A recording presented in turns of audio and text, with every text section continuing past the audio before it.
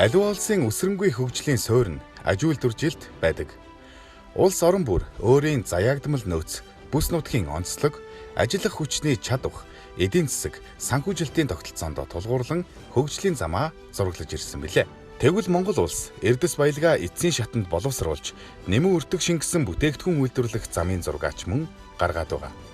Энэ бол Монгол улсын урт хугацааны бодлого, алсын хараа 2050, шин сэргэлтийн бодлогын аж үйлдвэржилтийн сэргэлтийн хүрээнд Эрдэнэс Монгол нэгдлийн боловсруулсан 2024-өөс 2028 онд хэрэгжүүлэх дунд хугацааны стратеги төлөвлөгөө юм. Энэхүү стратеги төлөвлөгөөнд стратегийн орд газруудаа түшиглэн эрдэс баялгаа эцсийн шатанд боловсруулах суурь үйлдвэрүүдийг 6 байршилд барьж байгуулах ажлыг нэн тэргүүний зорилгоо болгожээ.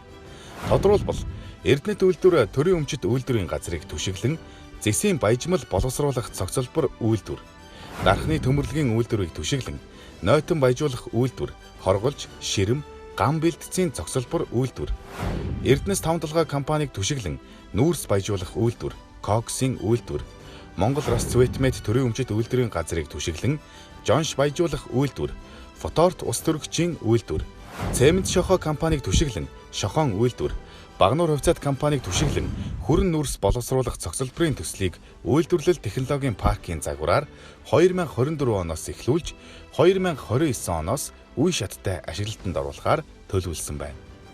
Одоогоор Эрдэнэс Монгол нэгдлийн хэмжээнд энэхүү 6 байршилд байгуулахаар төлөвлөсөн үйлдвэрлэл технологийн паркийн төлөвлөлтийн хүрээнд 2024 оны 2 дугаар улиралд дараах бүтээн байгуулалтын ажлууд хийгдсэнийг улирлын тоймдоо онцолж байна. Алсын хараа хүрэх цэгээ нэгтгэсэн ITP форум болов. Үйлдвэрлэл технологийн паркуудыг удирдлагаар хангаж, техник эдийн засгийн үндэслэл, инженерийн зураг төслийн ажлыг нэгдсэн зохион байгуулалттай хийх үүрэгтэй Эрдэнэс үйлдвэрлэл технологийн парк компани, засгийн газрын хэрэг эрхлэх газар Эрдэнэс Монгол нэгдэлтэй хамтран 2024 оны 5 дугаар сард ITP форумыг зохион байгууллаа. Энэхүү форум нь үйлдвэрлэл технологийн парк байгуулахад төрийн бодлого, хувийн хэвшил болон төрийн өмчит компани хүрээнд буюу бүхий л төвчөнд хамтарч үйлдвэрлэл технологийн паркуудын үндсэн концепц, алсын хараа, хүрэх цэг, бодлогын баримт бичгийг нэгтгэн тодорхойлох зорилгын хүрээнд болсон юм. Эрдэнэс Монголын нэгдлийн харьяанд байгаа 6 том стратегийн орд газраа түшиглээд энэ тул мэдээж одоо 40-50 жилийн туршид бий болсон дэд бүтцэс, хүний нөөц, бас хот суурин газрууд байна. Тэгээ энэ дээр үндэслээд бид нар энэ аж үйлдвэрийн үндсэн түүхий эдийг үйлдвэрлэдэг. За энийг дараа шатанд нь боловсруулж эцсийн түүхий эдийг үйлдвэрлэдэг. Тэр хувийн хвшлийн үйлдвэрүүдийг барих дэд бүтцэс, энэ саяны тээвэр логистикийн болоод газрын энэ асуудал түүхий дээр нь хангах энийг шийдэж өгч ижил одоо энэ үйлдвэрлэл аж үйлдвэр хөгжих бололцоо бүрдэнэ. Тэгэхээр энэ боломжийг бий болгоход л Эрдэнэс Монгол нэгдэл манлайлах үүрэг ороолтой ажиллая. Ингэснээр Монгол улсын аж үйлдвэрийн хөгжил, эрдэс баялаг үнцэнд төрөх, хувийн хвшилд үнцэнд бий болох энэ боломжийг хангана л гэсэн ийм зорилтын хүрээнд бид нар дунд хугацааныхаа стратеги төлөвлөгөөнд энэ 6 байршилд үйлдвэр технологийн паркийг байгуулна гэдэг ийм зорилттой байдаг ажиллаж байна. ITP форумын үеэр Эрдэнэс үйлдвэрлэл технологийн парк компани, шинжлэх ухаан технологийн их сургууль, Монголын үндэсний худалдаа аж үйлдвэрийн танхим зэрэг хувийн хвшлийн байгууллагатай хамтран ажиллах санамж бичиг байгууллаа. Энэхүү санамж бичиг байгуулагдсанаар Монгол улсын төгсөх ангийн сурагчдад инженерийн мэргэжлийг сурталчилан таниулах, үйлдвэрлэл технологийн паркууд ашиглалтанд орсноор ирээдүйд эрэлттэй болох 20 гаруй мэргэжлийн талаар мэдээлэл зөвлөгөө өгөх инженеринг exchange хөтөлбөрийн эхлэл тавигдсан явдал байлаа. Улмаар энэхүү хөтөлбөрийг Эрдэнэс Монгол нэгдэл, боловсролын үнэлгээний төв, Эрдэнэс үйлдвэрлэл технологийн парк компани хамтран 2024 оны 5 дугаар сарын 6-наас 13-нд баруун аймагуудад зохион байгуулж, хөтөлбөрт 1500 гаруй төгсөх ангийн сурагчийг хамрууллаа. Эрдэнэс 5 толгойн жилд 10 сая тонн нүүрс баяжуулах хүчин чадалтай үйлдвэр нэгдлээ. Эрдэнэс Монгол нэгдлийн төлөвлөсөн 6 байршилд үйлдвэрлэл технологийн парк байгуулах ажлын бүтээн байгуулалт өрнөж эхэлсэн бөгөөд эхний үйлдвэр болох Эрдэнэс 5 толгой компани жилд 10 сая тонн нүүрс баяжуулах үйлдвэр ашиглалтанд орлоо.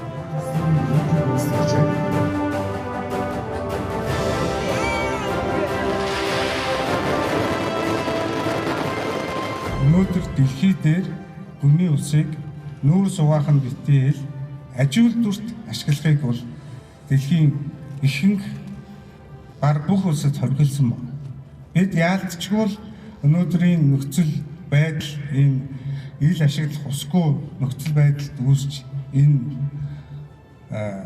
төслийг гүний усаар хэрэгжүүлэх ийм ажлыг хийсэн.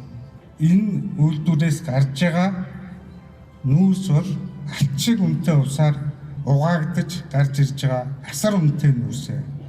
Тэгэхээр энэ нүүрсийг бид утаа үнсийг нь хүртэл боловсруулж шат бүхэнд нь үн цэнийг нэмэгдүүлж ингэж алчиг үнэтэй бий болсон нүүрснийхээ үр шимийг хүртэж ээж энэ баяжуулах үйлдвэр үр ашигаа өөрөнд өргөх ийм болцоо бүрдэнэ. Эрдэнэс 5 толгой компани нь стратегийн ач холбогдол бүхий 10 томоохон төсөл хөтөлбөр хэрэгжүүлж байгаагийн нэг нь энэхүү нүүрс баяжуулах үйлдвэрийн төсөл бөгөөд эхний шатны төслийг 2022 онд эхлүүлсэн ба одоогийн байдлаар 300 сая $300 санхүүжилт хийгээд байгаа юм а. Дэлхийд 5 дугаарт Азад 1-р орох баяжуулах үйлдвэрийн төсөл 2026 он гэхэд бүрэн хэрэгжиж дуусна. Ингэснээр 5 толгойн ордыг түшиглэн жилд 30 сая тонн нүүрс баяжуулах үйлдвэртэй болж жилд 24 орчим сая тонн бүтээгдэхүүн үйлдвэрлэж 1.9 тэрбум $10 борлуулалтын орлого олж компани жилийн цэвэр ашиг 197.3 сая $10 хүрэх бөгөөд шинээр 472-оос 928 шууд ажлын байр бий болно хэмээн тооцоолжээ. Баяжуулах үйлдвэр манай анх үйлдвэр технологийн паркийг хүрээнд одоо энэ төслөлбөр хэрэгжээд энд бол одоо дид бүтцгүй загшаан ус хангамжтай зам бол байгаагүй. Тэгээд одоогийн байдлаар бол 110-35-ын 22-25 мегаваттын дид станцыг зөвхөн энэ төсөлд зориулж одоо байгуулсан байж байна. Цагийн усны төсөлгээд одоо цагийн усны хоолойгоос 65 км-с бид бүхэн усыг татаж авчирсан байна. Гүний усыг те. За дээрээс нь конвейерийн төслөг нь холбогдно 12 км-оос конвейерийг дижлэр бас холбохоор ингээд ажиллаж байна. Экспортын орлогыг нэмэгдүүлэх Эрдэнэт үйлдвэрлэл технологийн паркийн дэд бүтцийн бүтээн байгуулалт өрнөж байна. Монгол улс зэсийн нөөцөөрөө дэлхийд эхний 10-т багтаж байгаа ба жил ирэх тусам өсөн нэмэгдэж байгаа цахилгаан, сэргээгдэх эрчим хүчний хэрэгцээ шаардлагын улмаас цэвэршүүлсэн зэсийн хэрэгцээ 2040 он гэхэд жилд 33 сая тоннд хүрэх тооцоо гарчээ. Энэ нь дижитал эдийн засгийн төлөлт, жолоочгүй автомашины үйлдвэрлэл, үүлэн технологийн хөгжил, нано шинжлэх ухааны дэвшил, хүнсний үйлдвэрлэлийн автоматжуулалт, квантын тооцооллын үйлдвэрлэл, сансар судлал болон байгаль орчны ээлтэй технологи бүхий үйлдвэрлэлийн идэвхжилттэй шууд холбоотой юм. Ийм цаг үед бид зэсийн баяжмлаа дотооддоо боловсруулж, катодын зэс үйлдвэрлэснээр дагалдах зэс утас, хоолой, хавтан, ялтас зэрэг бүтээгдэхүүний үйлдвэрлэл байгуулж, нэмэн өртөг шингэсэн эцсийн бүтээгдэхүүн үйлдвэрлэх боломж нэгдэнэ. Эрдэнэт үйлдвэрийг түшиглэн барьж байгуулж байгаа үйлдвэр технологийн парк дээр өнөөдөр дид бүтцийн ажлууд бүтээн байгуулалт явагдаж байна. За жишээлбэл автозам барьж байгуулах ажлын хувьд ажлын гүйцэтгэл 41%-тай, төмөр зам барьж байгуулах ажил 87%-тай. За усан хангамж, ариутгал татваргын системийн ажил 42%-тай тус явж байна. За мөн паркийн цахилгаан хангамжийн зураг төслийг боловсруулах ажил хийгдэж байгаа. Энэ маань өнөөдрийн байдлаар эрчим хүчний үндэсний төв дээр баталгаажуулалтанд орохоор одоо ингээд явж байна. Энэ ажлын маань гүйцэтгэл 95%-тай явж байна. Үйлдвэр технологийн паркийн үндсэн үйлдвэрлэл бахлах, зэсийн баяжмал хайлах боловсруулах үйлдвэр, эсэлцэн өдрийг боловсруулах, катодын зэсийн үйлдвэр, молибдены баяжмал боловсруулах энэ үйлдвэрүүдэд ерөнхийдөө 2100 орчим ажилтан ажиллахаар цааш тээзүүд тусгагдаад явж байна. Цаашдаа парк маань үйл ажиллагаа явуулж эхэлснээр дагалдах үйлдвэрүүд мөн ашиглалтанд ороод явхаар нийтдээ одоо 8000 орчим ажлын байр бий болох юмаа гэдэг ийм тооцоолол гарсан байгаа. Жишээлбэл дагалдах үйлдвэрүүдэд бол кабель утас үйлдвэрлэх, мөн зис нунтаг үйлдвэрлэх гэх мэтчлэн ийм эцсийн бүтээгдэхүүн гаргах үйлдвэрүүдийг бас цаашд барьж байгуулахаар төлөвлөж байгаа. Ногоон эрчим хүчинд суурилсан бор өндөр үйлдвэрлэл технологийн паркийн бэлтгэл ажил эхэллээ.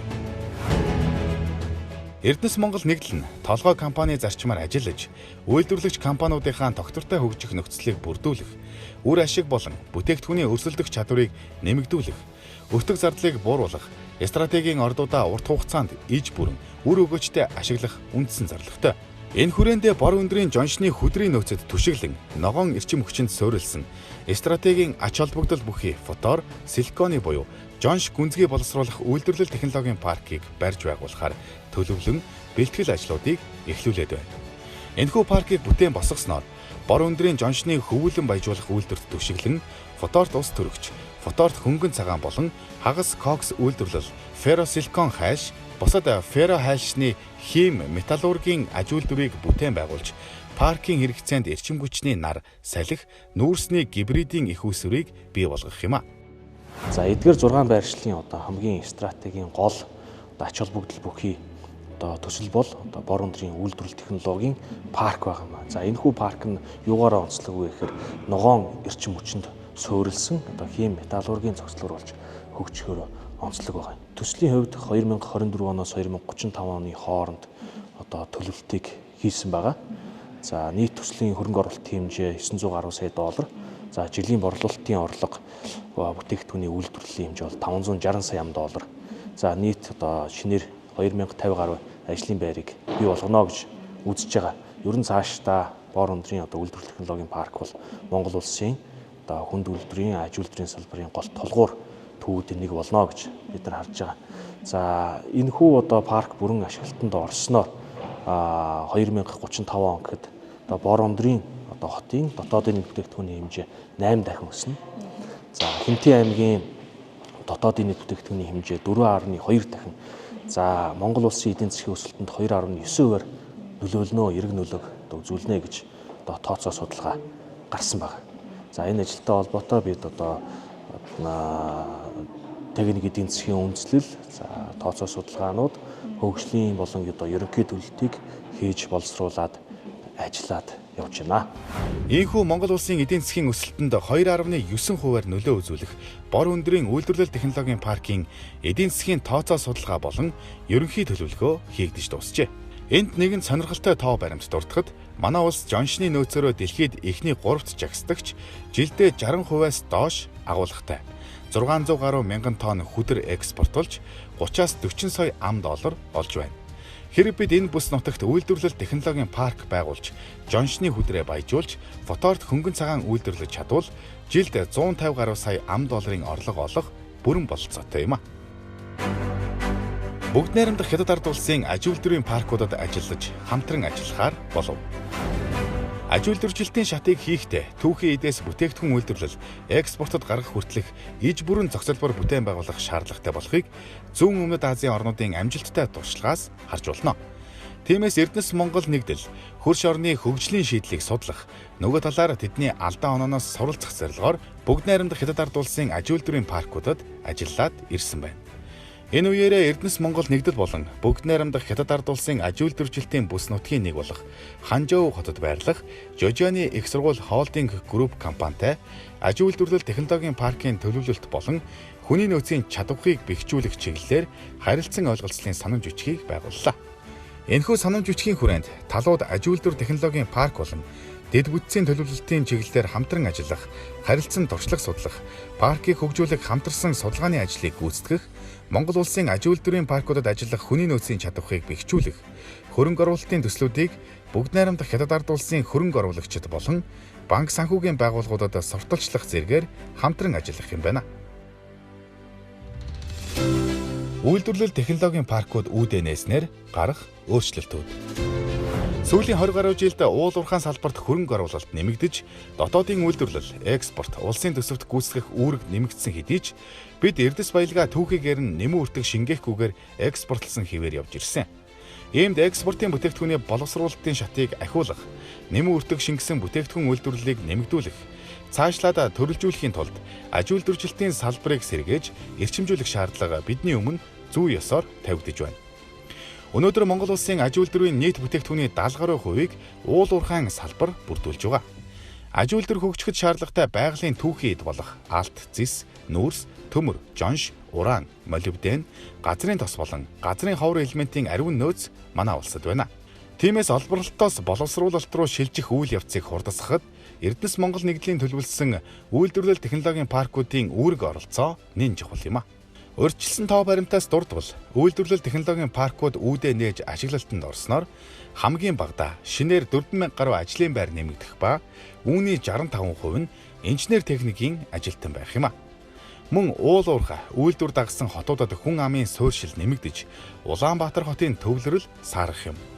Эрчим хүчний хүчин чадал 550 мегаваттаар өсөх ба боловсруулах үйлдвэрийн дотоодын нийт бүтээгдэхүүнд эзлэх хувь 16.5%-д хүрч экспортын жилийн орлого 2.2 тэрбум ам доллараар нэмэгдэх тооцоож байгаа юм. Үйлдвэрлэл технологийн паркийн нутаг дэвсгэрт тээвэр логистикийн томоохон төвүүд байгуулагдаж олон улсын хуурай бомб байгуулах нөхцөл бүрдэнгээд бүхий л салбар уялдаа холбоотой буюу гинжин хэлхээгээр хөгжих нь дамжиггүй. Эцсийн үр дүндээ Монгол улс аж үйлдвэрлэл суурьтай улс болж хөгжин эдийн засгаа тэлж улс орны өсрөнгүй хөгжилд томоохон хувь нэмэр оруулна. Ийм л цар хүрээний хувьд чухал ач холбогдолтой Эрдэнэс Монгол нэгдлийн үйлдвэрлэл технологийн паркийн томоохон төслүүд гараанаас гарч эхэлсэн ба энэ нь нэгдлийн хэмжээний 2024 оны 2 дугаар улирлын онцлог ажил байлаа. Гараа сайн бол барай сайн.